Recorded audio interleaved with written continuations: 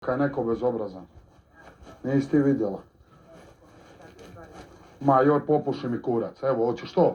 Popuši mi kurac. Odjebi, napuši mi se kurca, teraj se u 600 pički mater. Ajde, sad odjebi se odavde i nikad više nećeš biti ovdje. Može. Nemoj ti meni bacat posteljinu, moju uzet ću je ja sam. Nemoj mi bacat posteljinu, ću ti pobacat ću ti sve te prnje. U 3 pičke materne van u jezero. Razumiješ? Tu mi stavi, ja kad se otušam, uzet ću sam.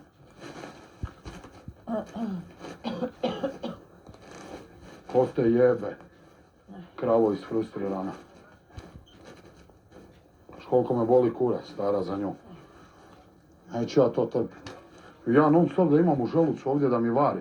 Radi njenog ponašanja da mi ljudi sa strane govori pa što, pa nač, pa ono, ja da se bojim, pa ja se mame nisam svoje bojao.